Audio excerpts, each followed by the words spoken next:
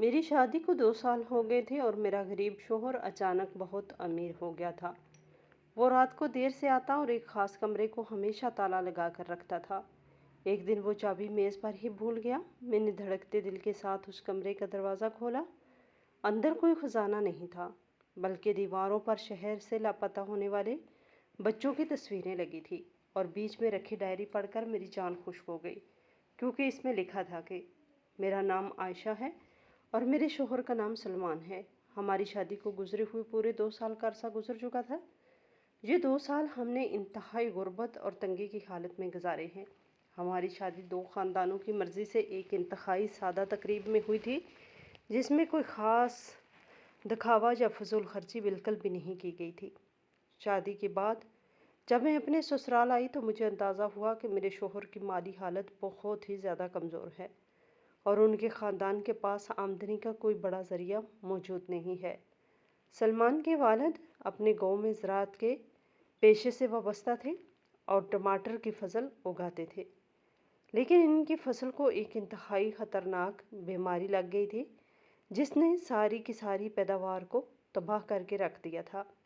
इस बीमारी की वजह से उनका बहुत बड़ा माशी नुकसान हुआ और वो कर्ज़ों के बोझ तले दब गए। इस भारी नुकसान और कर्ज़ों के दबाव की वजह से उन्हें अपना गांव और ज़मीन छोड़कर इस बड़े शहर का रुख करना पड़ा, ताकि वो मज़दूरी करके अपना और अपने घर वालों का पेट पाल सकें। शहर आकर सुलेमान को बहुत मुश्किलों के बाद एक जगह काम मिला। वो शहर के एक बहुत बड़े सामान ज़ख़ीरा करने वाले गोदाम में एक क्लर्क के तौर पर काम करते थे। उनका काम गोदाम के बड़े और भारी लोहे के दरवाजे पर खड़े होकर अंदर आने वाली माल बरदार गाड़ियों की आमदोरफ्त का हिसाब रखना था और उनकी इजाज़तनामे बनाना था। ये सारा दिन का खड़े रहने और धूल मट्टी फांकने वाला इंतहाई सख्त काम था।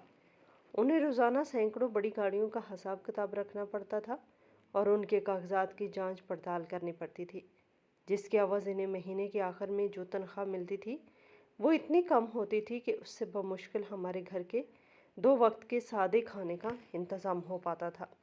हमारा घर एक बहुत ही पसमानदा और गुंजान आबाद इलाके में किराए पर था, जिसकी हालत बहुत खस्ता थी।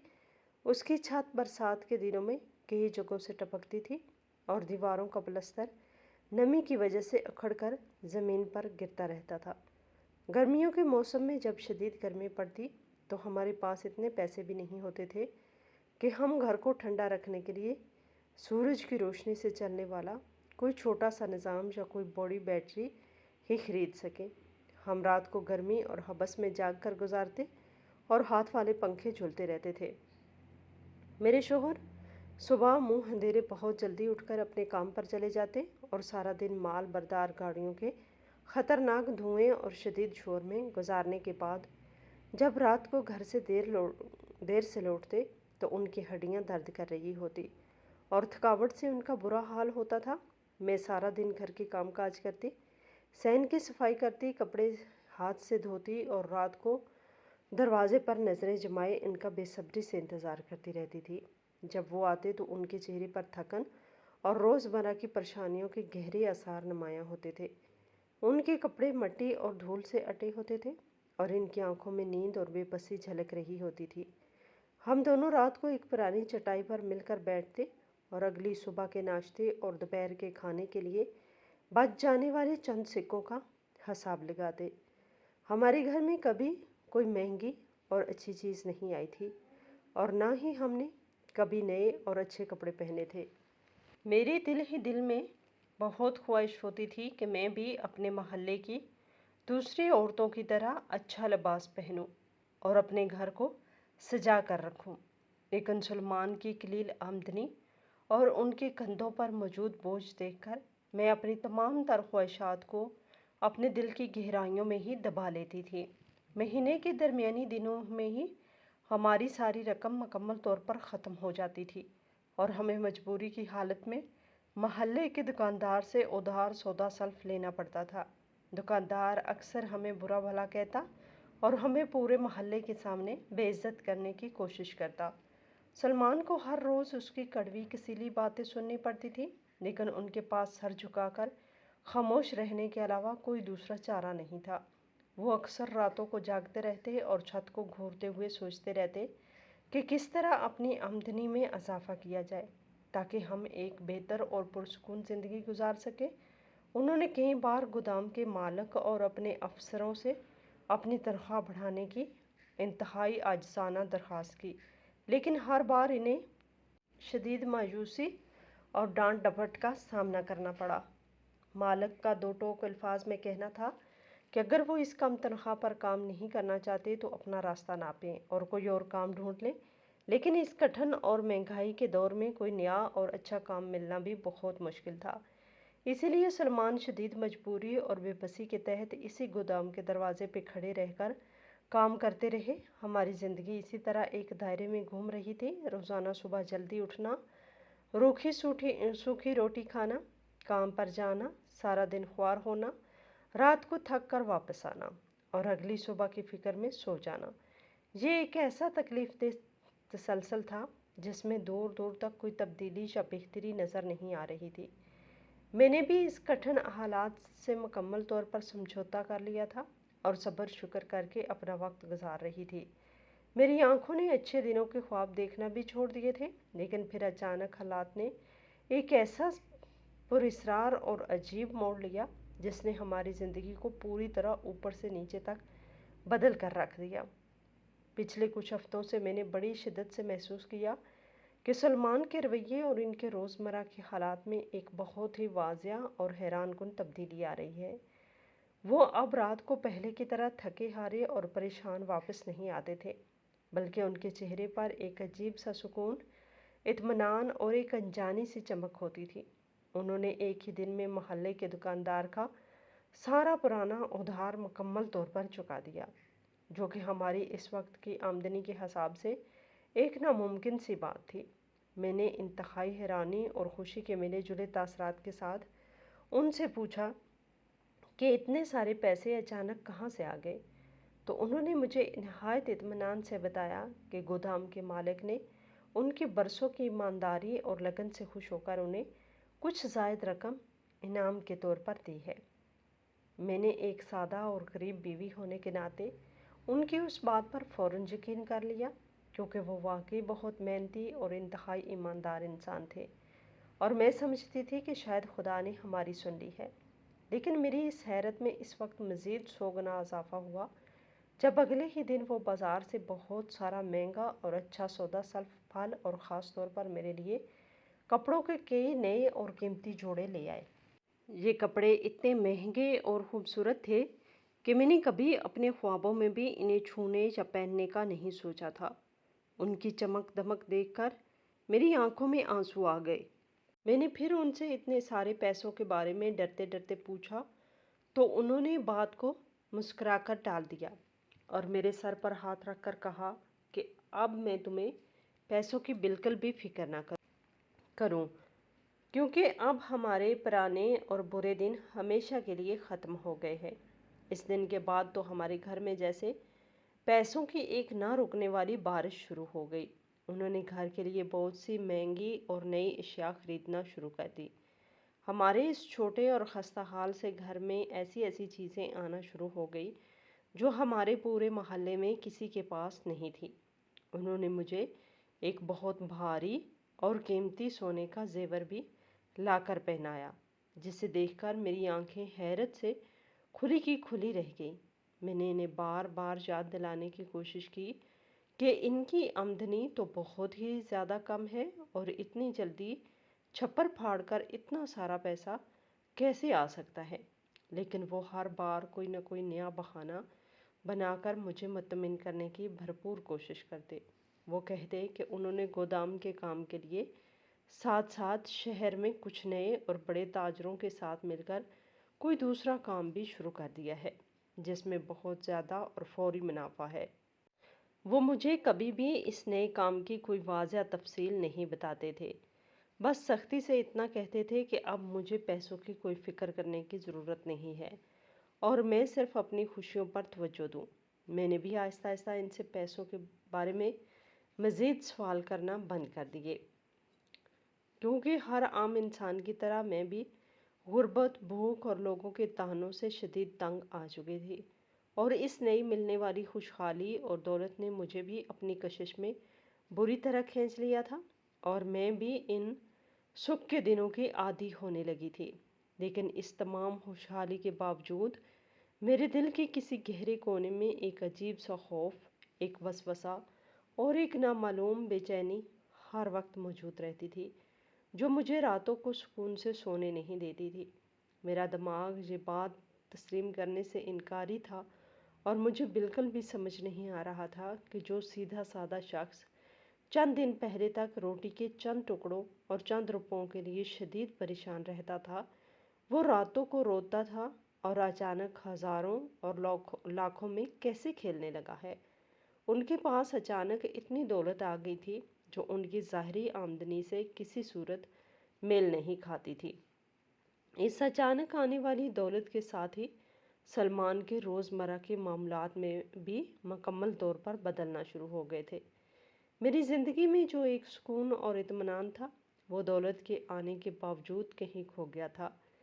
पहले हमारे पास पैसा नहीं था, लेकिन हम दोनों मियाँ बीवी एक दूसरे के साथ अपने दुख दर्द बांट लिया करते थे। सलमान मुझसे अपने गोदाम की सारी बातें करते थे, और मैं उन्हें अपने घर की परेशानियां बताती थी। लेकिन अब हमारे दरमियान एक अजीब सी खामोशी और दूरी पैदा हो गई थी। उन्होंने मुझसे बातें करना बिल्कुल कम कर दिया था, और वो हर वक्त किसी गहरी और पुरस्रार सोच में गर्क रहने लगे थे। उनके चेहरे पर हर वक्त एक अनजानी सी परेशानी और खौफ के साए लहराते रहते थे। उनके घर से जाने और वापस आने का कोई एक वक्त मुकर्रर नहीं रहा था। पहले वो सुबह सवेरे सूरज निकलने से पहले उठकर अपने काम पर चले जाते थे, और शाम ढले बिल्कुल वक्त पर घर आ जाते थे। लेकिन अब उनका मामूल बिल्कुल बदल चुका था। वो दिन के किसी भी हिस्से में अचानक कोई नामालूम पैगाम मिलते ही तेज़ी से तैयार होकर घर से निकल जाते, और फिर कई कई घंटों और बाज़ औक़ात तो पूरे दिन और रात तक उनका कोई अता पता नहीं होता था। मेरी उनसे बातचीत भी अब बहुत कम होने लगी थी। मैं सारा दिन इस बड़े और नए सामान से भरे हुए घर में अकेली घूमती रहती और उनका इंतज़ार करती रहती थी। हमारे घर में अचानक आने वाली इस खुशहाली ने मोहल्ले के लोगों की तवज्जो भी हमारी तरफ खींच ली थी। वो रिश्तेदार और पड़ोसी जो कल तक हमारी गुर्बत की वजह से हमसे बात करना भी पसंद नहीं करते थे, अब अचानक हमारे घर के चक्कर लगाने लगे थे। हर कोई ये जानने की कोशिश में लगा रहता था कि आखिर सुलेमान ने ऐसा कौन सा अलादीन का चिराग ढूंढ लिया है जिसने रातों रात हमारी किस्मत बदल दी है। मोहल्ले की औरतें बहाने बहाने से मेरे पास आती और मुझसे करीद करीद कर सवाल करती कि सुलेमान अब क्या काम करते हैं और ये सारा पैसा कहाँ से आ रहा है। मेरे पास उनके सवालों का कोई तसल्ली बख्श जवाब नहीं होता था, क्योंकि मैं खुद इस हकीकत से मुकम्मल तौर पर नावाकिफ़ थी। मैं उन्हें बस यही कहकर टाल देती कि सलमान ने किसी बड़े ताजर के साथ मिलकर कोई नया और मुनाफे बख्श कारोबार शुरू किया है। लेकिन औरतों की मतजस्सस नज़रें हमारे घर के नए फर्नीचर, महंगे पर्दों और मेरे पहने हुए कीमती लिबास का जायज़ा लेती रहती, और मुझे उनकी नज़रों में एक अजीब सा शक, हसद महसूस होता था। सलमान को भी लोगों का इस तरह घर आना और सवालात करना बिल्कुल पसंद नहीं था। उन्होंने मुझे सख्ती से मना कर दिया था कि मैं घर में मोहल्ले वालों का आना जाना कम कर दूं, और किसी से हमारी ख़ानदानी और माली मामलात के बारे में हरगिज़ कोई बात ना करूं। उनकी इस सख्ती और मोहल्ले वालों के रवैये ने मुझे मज़ीद तन्हा और खौफज़दा कर दिया था। उनकी रातों का मामूल सबसे ज़्यादा पुरस्रार और परेशान कुन हो गया था। वो रोज़ाना रात को बहुत देर से घर वापस आना शुरू हो गए थे, कभी रात के 2 बजे तो कभी फजर के करीब, जब पूरा मोहल्ला गहरी नींद सो रहा होता था। उनके कदमों की आहट सुनाई देती। उनके चेहरे पर पहली जैसी गोदाम की धूल मट्टी नहीं होती थी, बल्कि एक अजीब सी थकन और जहनी दबाव होता था। उनकी आंखें सुर्ख और सूजी हुई रहती, जैसे वो कई रातों से सुकून की नींद ना सोए हों, और उनके लिबास से अक्सर मट्टी, पसीने और किसी अनजानी सी वीरान जगह की बू आती थी। मैं जब भी उनसे इनके इस रवैये और रात गए तक बाहर रहने की वजह पूछती, तो वो हर बार शदीद झंझलाहट का शिकार हो जाते और बात को घुमा फिरा कर कहते कि नए कारोबार में बहुत ज़्यादा भाग दौड़ करनी पड़ती है और बड़े बड़े ताजरों के साथ रात गए तक मुलाकातें करनी पड़ती हैं ताकि वो बाज़ार में अपना नाम बना सकें। लेकिन मेरा दिल उनकी इन बातों को मानने के लिए बिल्कुल भी तैयार नहीं था, क्योंकि मैंने कभी किसी सच्चे और ईमानदार ताजर को इस तरह खौफजदा और छुप छुप कर ज़िंदगी गुजारते नहीं देखा था। उनकी आदत में एक अजीब सा खौफ और हद से ज़्यादा चौकन्नापन आ गया था। वो जब भी घर आते तो सबसे पहले घर के मरकज़ी दरवाजे और तमाम खिड़कियों की चटखनियाँ खुद 2 बार चेक करते कि कहीं कोई दरवाज़ा या खिड़की खुली तो नहीं रह गई। ज़रा सी आहट पर चौंक जाते और उठकर बैठ जाते और खिड़की के पर्दे के पीछे छुपकर बाहर गली में झांकने लगते, जैसे इन्हें हर वक्त किसी के आने का या किसी के हमले का डर हो। मैंने कई बार रात के पिछले पहर उन्हें अपने बिस्तर पर जागते और छत को घूरते हुए पाया है। उनकी ये हालत देखकर मेरा दिल अंदर ही अंदर कटता रहता था कि आखिरकार इतने पैसों का क्या फ़ायदा जिसने मेरे शोहर का सारा सुकून छीन लिया है। हमारे घर के बिल्कुल पिछले हिस्से में एक इंतहाई छोटा और पुराना सा वो तारीक कमरा था, जिसे हम आमतौर पर फालतू सामान, पुरानी चारपाइयों और टूटे हुए बर्तनों को रखने के लिए इस्तेमाल करते थे। इस कमरे की हालत बहुत खस्ता थी। उसकी दीवारों का रंग उखड़ चुका था और उसमें हर वक्त एक अजीब सी सेलन और हबस की बू भरी रहती थी। एक दिन सुबह जब मैं सोकर उठी तो मैंने इंतहाई हैरत से देखा कि सुलेमान ने इस पुराने कमरे का सारा फालतू और टूटा हुआ सामान निकालकर बाहर सैन में फेंक दिया है और वो खुद उस कमरे की सफाई और धुलाई में पूरी तरह मसरूफ़ है। मैं हैरान रह गई कि जो इंसान रात भर जागने के बाद दिन में बमुश्किल आराम करता है और जिसके पास मेरे लिए भी वक्त नहीं होता, वो अचानक इस पुराने और फालतू कमरे को इतनी तवज्जो और मेहनत से क्यों साफ कर रहा है। मैंने आगे बढ़कर उनकी मदद करना चाही और झाड़ू पकड़ने की कोशिश की, लेकिन उन्होंने मुझे सख्ती से अपने हाथ के इशारे से रोक दिया और इंतहाई करख्त लहजे में कहा कि वो अपना ये काम खुद कर लेंगे और मुझे इस तरफ आने की कतई तौर पर कोई ज़रूरत नहीं है। इस कमरे की मुकम्मल और गहरी सफाई करने के बाद उन्होंने इसी दिन दोपहर को बाज़ार जाकर लोहे का एक बहुत बड़ा, भारी और इंतहाई मजबूत किस्म का ताला खरीदा और उसे इस कमरे के पुराने लकड़ी के दरवाजे पर लगा दिया। उसने घर के इस एक ख़ास कमरे पर अपना मुकम्मल कब्ज़ा जमा लिया था और उसे हमेशा वो एक भारी ताला लगा कर रखता था। इस भारी ताले की चाबी वो हर वक्त अपने पास महफूज रखते थे, चाहे वो सो रहे हों या जाग रहे हों। चाबी उनके गले में एक काले धागे के साथ बंधी रहती थी, जो इनके लिबास के अंदर छुपी होती थी और किसी को भी, हत्ता कि मुझे भी, इस चाबी के या इस दरवाजे के करीब फटकने नहीं देते थे। ये कमरा अब हमारे इस खुशहाल घर का सबसे पुरस्कार, तारीख और खौफनाक हिस्सा बन चुका था, जिसकी वजह से मुझे अपने ही घर में घुटन और डर महसूस होने लगा था। सलमान जब भी बाहर से घर वापस आते तो उनकी सबसे पहली मंजिल वहीं बंद कमरा होता था। वो सीधे इस कमरे की तरफ जाते, अपना भारी और बड़ा ताला खोलकर जल्दी से अंदर दाखिल होते और दरवाज़ा अंदर से बंद कर लेते।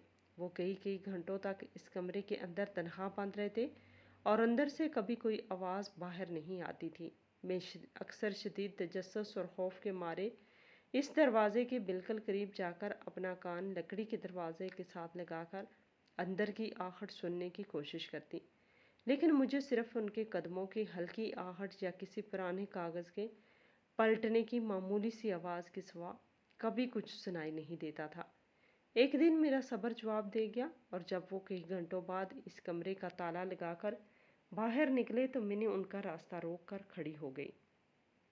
मैंने इंतहाई मिन्नत समाजत और कुछ गुस्से के मिले जुले तासरात के साथ उनसे रोते हुए पूछा कि आखिर इस पुराने और खस्ता हाल कमरे में ऐसा क्या अनोखा खजाना छुपा है जो आपने अपनी बीवी से भी इस कदर पर्दा रखा हुआ है और मुझ पर भी इसकी पाबंदी लगा दी है। मेरी ये बात सुनते ही उनके चेहरे पर एकदम से शदीद गुस्सा, तनाव اور کرختگی آ گئی۔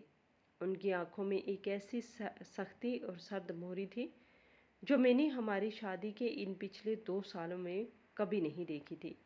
انہوں نے انتہائی غضبناک انداز میں مجھے میرے بازو سے پکڑ کر پیچھے دھکیلا اور انتہائی سخت، اونچے اور خوفناک لہجے میں مجھ پر چلاتے ہوئے کہا کہ اس گھر میں جو چاہے کرو، جو مرضی اچھا کھاؤ پیو، جو چاہے مہنگے سے مہنگا لباس پہنو اور بازار سے جو دل کرے خریدو، میں تمہیں اتنے پیسے دوں گا کہ تم گن نہیں سکو گی، لیکن آج کے بعد اس کمرے کے بارے میں دوبارہ کبھی کوئی سوال مت کرنا، اور نہ ہی کبھی غلطی سے بھی اس دروازے کے قریب جانے کی یا اسے کھولنے کی کوشش کرنا، ورنہ اس کا انجام بہت برا ہوگا۔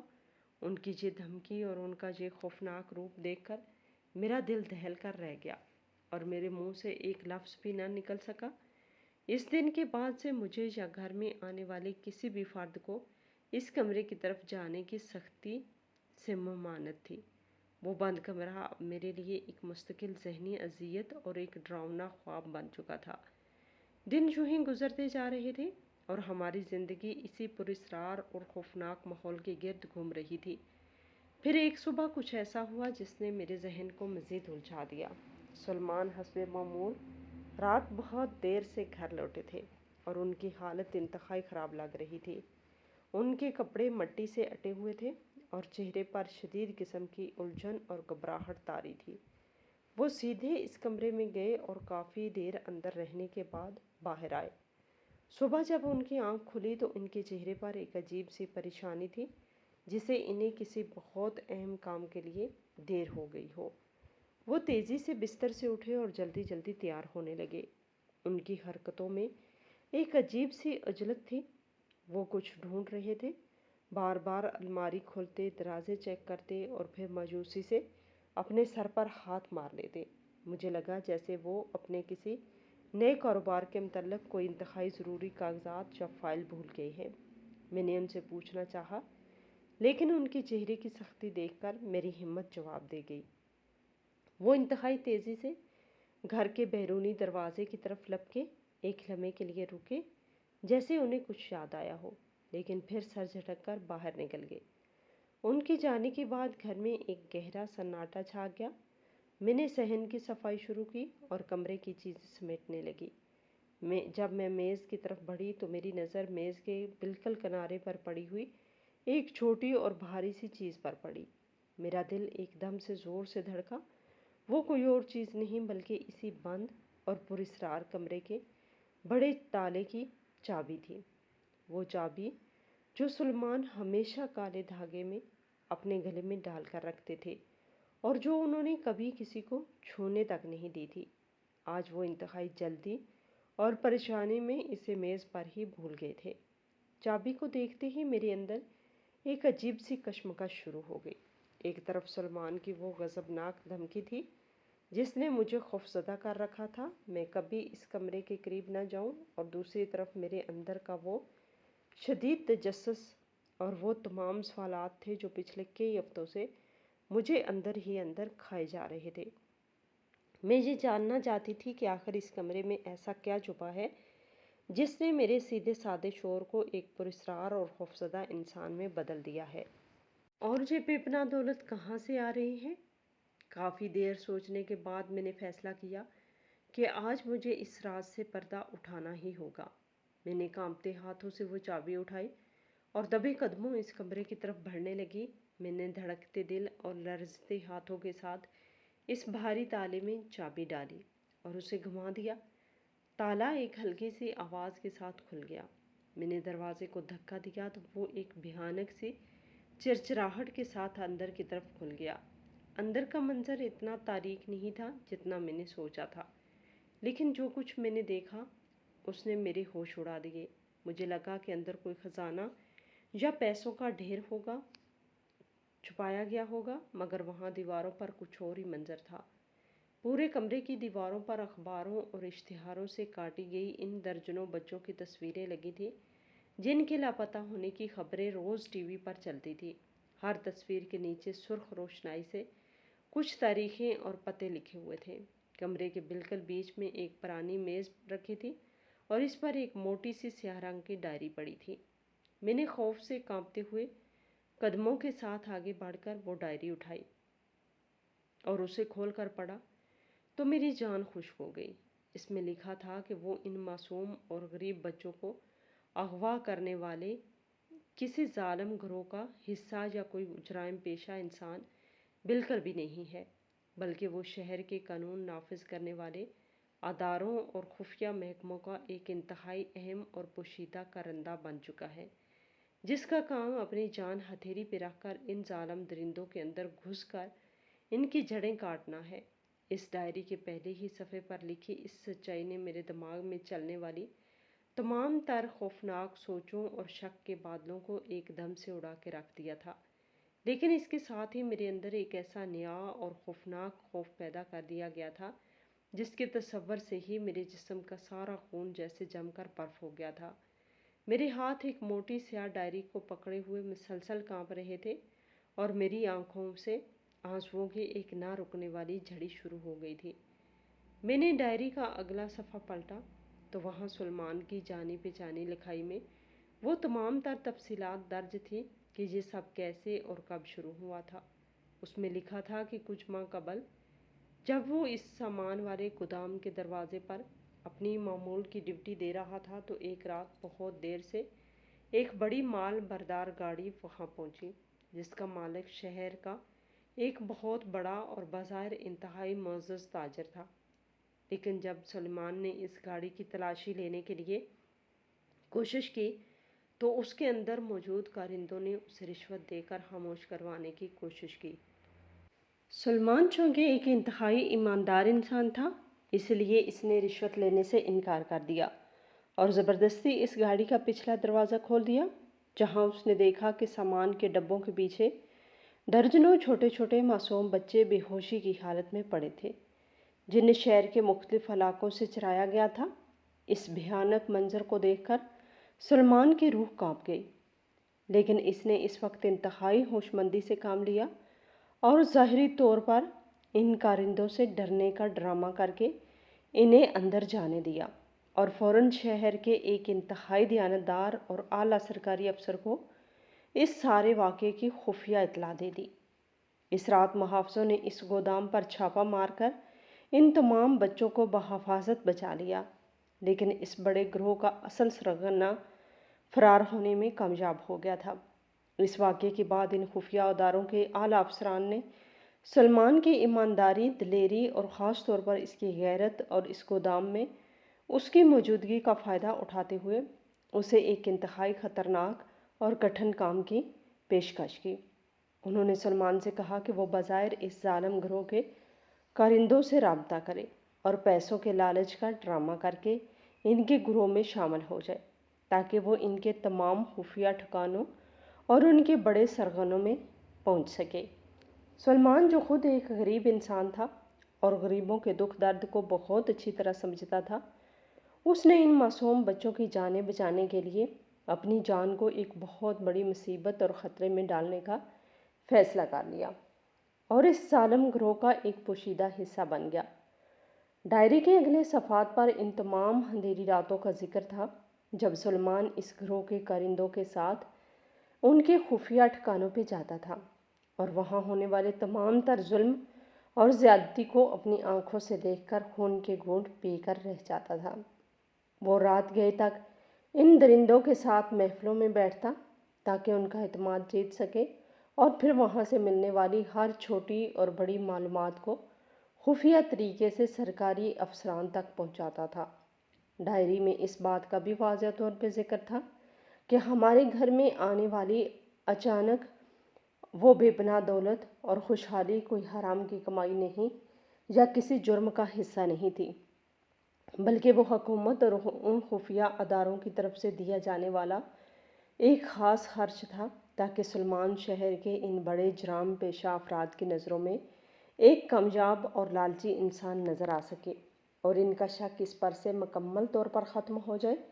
اس کے علاوہ اس میں وہ بھاری انعام کی رقم بھی شامل تھی جو حکومت اسے ہر اس معصوم بچے کی کامیاب بازیابی اور ظالموں کی گرفتاری پر دیتی تھی۔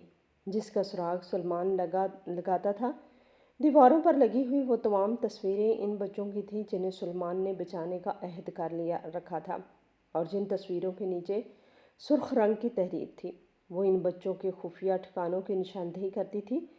جہاں تک سلمان پہنچنے کی کوشش کر رہا تھا، میں ڈائری کے صفحات پلٹتی جا رہی تھی اور میرے دل میں اپنے شوہر کے لیے ایک عجیب سی عزت اور فخر کے ساتھ ساتھ ایک انتہائی گہرا اور جان لیوا خوف بھی بڑھتا جا رہا تھا۔ سلمان نے ڈائری کے ایک صفحے پر میرے نام ایک انتہائی جذباتی اور درد بھرا پیغام بھی لکھا تھا، جس میں اس نے مجھ سے معافی مانگتے ہوئے لکھا تھا کہ میری پیاری بیوی، میں جانتا ہوں کہ تم میری اس اچانک بدلی ہوئی حالت اور میری اس بے رخی سے کتنی پریشان اور دکھی ہو۔ میں تمہیں ہر روز روتا اور گھٹتا ہوا دیکھتا ہوں، لیکن میری مجبوری یہ ہے کہ میں تمہیں اس حقیقت کے بارے میں کچھ بھی نہیں بتا سکتا، کیونکہ اگر تمہیں اس سارے معاملے کی ذرا سی بھی بھنک پڑ گئی تو تمہارے چہرے کے تاثرات یا تمہاری کوئی بھی بات محلے والوں یا اس ظالم گروہ کے کرندوں کے سامنے میرا راز فاش کر سکتی ہے، اور میں تمہاری جان کو کسی بھی قسم کے خطرے میں نہیں ڈالنا چاہتا۔ یہ درندے بہت بے رحم ہیں، اور اگر انہیں ذرا سا بھی شک ہو گیا کہ میں ان کا ساتھی نہیں بلکہ ان کے خلاف کام کرنے والا ایک سرکاری کارندہ ہوں، تو وہ مجھے اور تمہیں انتہائی بے دردی سے مار ڈالیں گے۔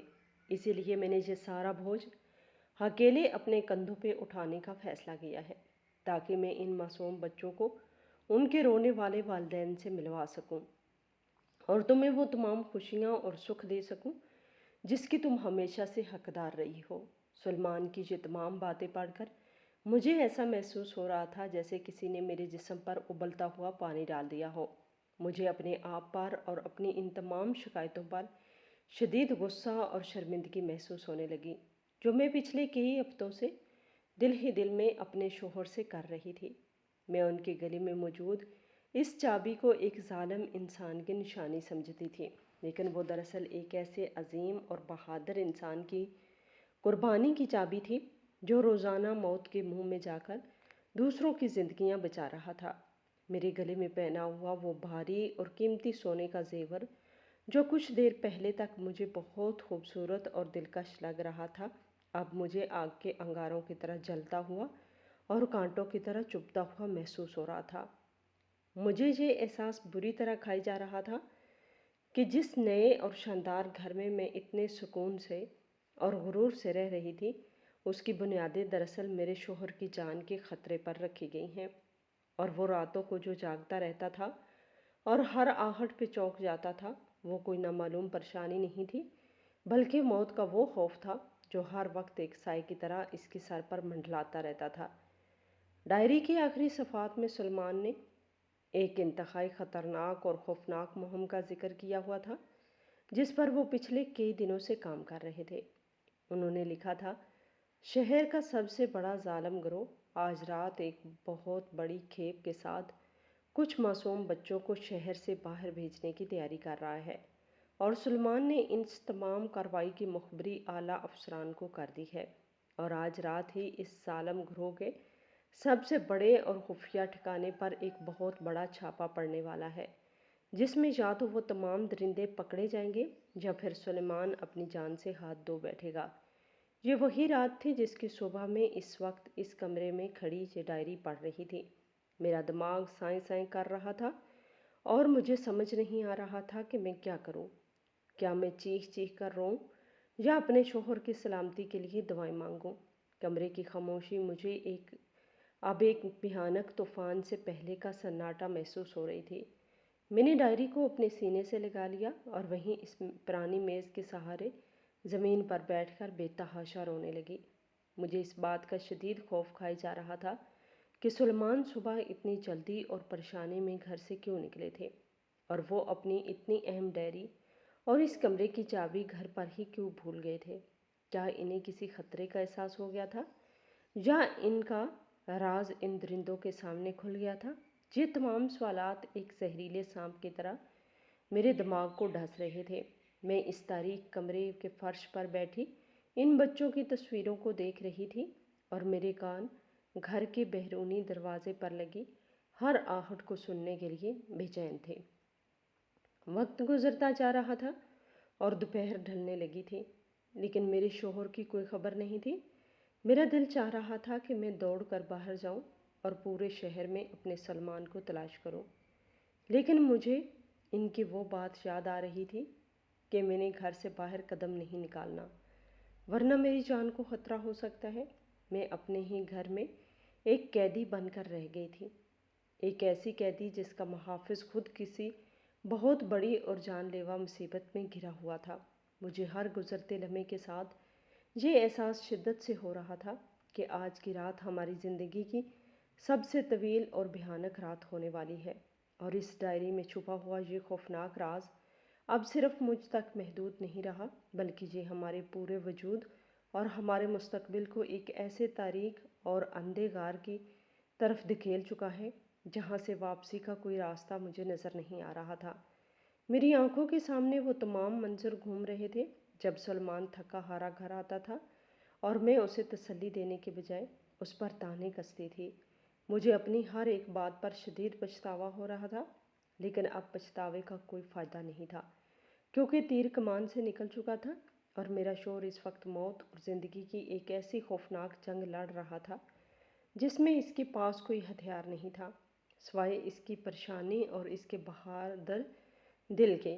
मैं बस फर्श पर बैठी रो रही थी और इस बंद दरवाजे की तरफ देख रही थी जहाँ से आज सुबह मेरा सलमान इंतहाई जल्दी और घबराहट में बाहर निकला था, और अब मुझे नहीं मालूम था कि वो दोबारा कभी इस दरवाजे से ज़िंदा सलामत दाखिल होगा भी या नहीं। और ये राज खुलने के बाद भी मेरी बेचैनी और मेरा खौफ ख़त्म होने के बजाय मज़ीद कई गुना बढ़ चुका था, और कहानी का अंजाम अब एक ऐसे मोड़ पर आ खड़ा हुआ था जहाँ हर तरफ सिर्फ अंधेरा और एक नामालूम और भयानक इंतज़ार था जो मुझे अंदर ही अंदर दीमक की तरह चाट रहा था। और मेरा सारा वजूद बस एक ही इल्तजा कर रहा था कि किसी तरह मेरा शौहर मेरे पास वापस आ जाए, चाहे हम दोबारा इसी पुरानी गुर्बत और फाकों वाली ज़िंदगी में चले जाएं। मुझे ये झूठी और ख़तरनाक दौलत बिल्कुल नहीं चाहिए थी, बस मेरा सलमान मुझे सलामत चाहिए। मैं इसी तारीक कमरे के फर्श पर बैठी मसलसल रो रही थी और मेरा सारा वजूद एक अनजाने और भयानक खौफ की गिरफ्त में था। वक्त का हर लम्हा मुझे एक सदी के बराबर लग रहा था। दोपहर ढलकर शाम में बदल चुकी थी और कमरे के अंदर अंधेरा मज़ीद गहरा होना शुरू हो गया था। मेरे जहन में डायरी के वो आखिरी अल्फाज बार बार गूंज रहे थे जिनमें सलमान ने आज रात होने वाले इस खौफनाक छापे और अपनी मौत के खदशे का जिक्र किया था।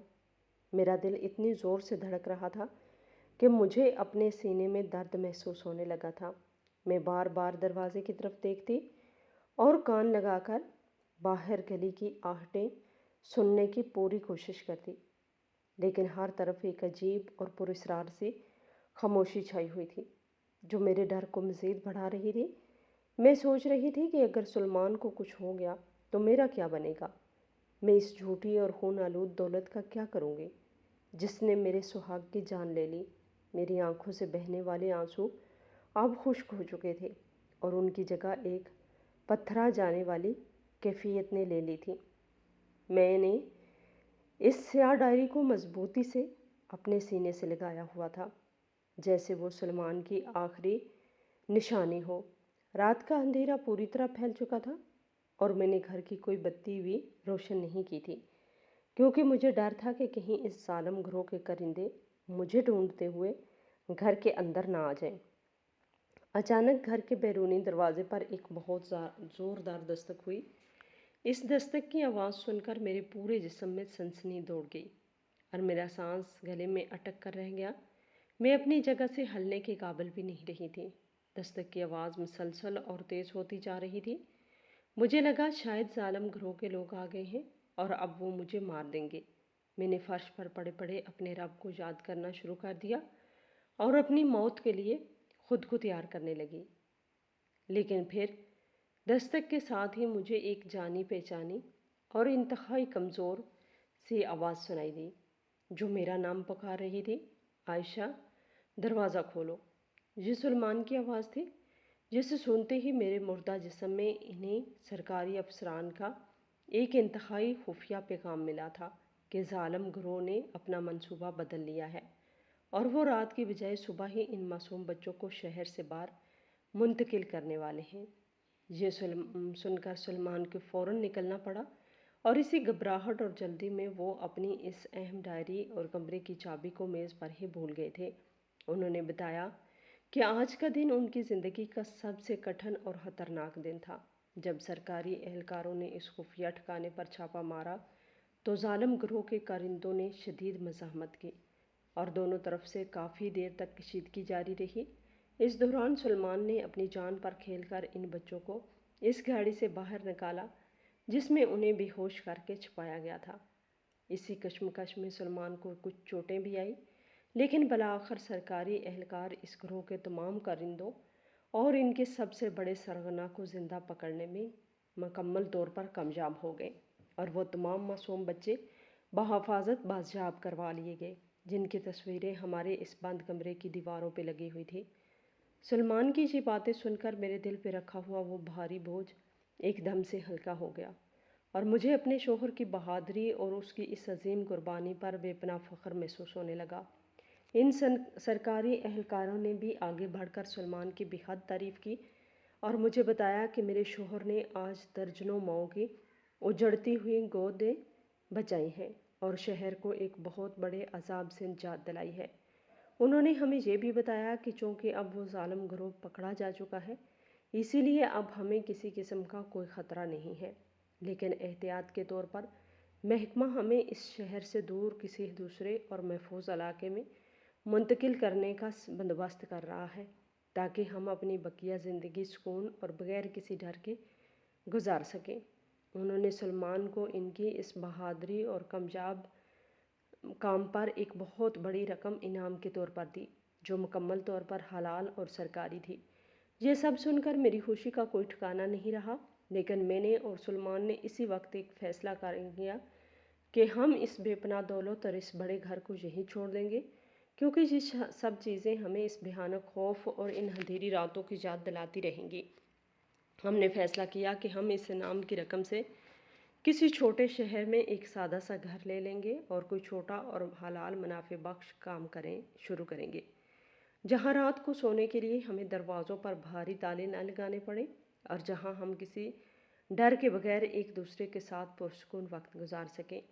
हमने वो तमाम महंगे कपड़े, वो कीमती सोने के ज़ेवरात और घर का वो सारा नया सामान वहीं इसी घर में छोड़ दिया और सिर्फ अपने पहनने के चंद ज़रूरी और पुराने कपड़े लेकर इन एहलकारों की निगरानी में इस रात हमेशा के लिए इस शहर से रवाना हो गए।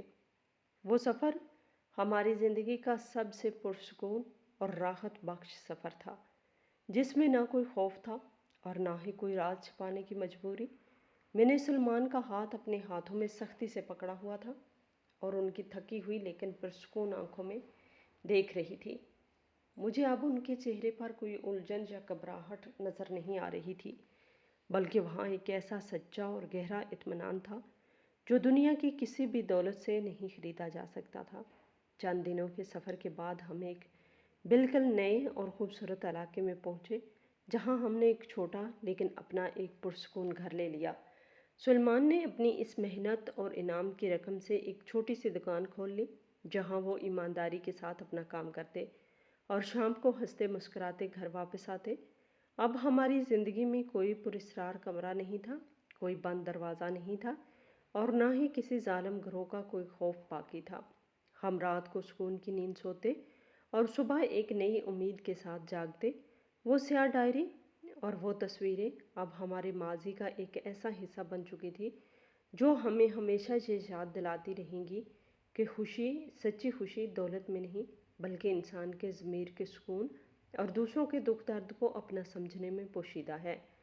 सलमान ने एक गरीब और आम इंसान होते हुए भी जो अजीम काम किया था, वो तारीख़ का हिस्सा बन गया था। लेकिन हमारे लिए सबसे बड़ी जीत ये थी कि हमने इस कठिन इम्तिहान को मिलकर पास कर लिया था और अब हमारी आने वाली ज़िंदगी में सिवाय मोहब्बत, सच्चाई और सुकून के कोई और राज बाकी नहीं बचा था। اور یوں ہماری زندگی کا وہ انتہائی پراسرار اور خوفناک باب اپنے ایک خوبصورت اور پرسکون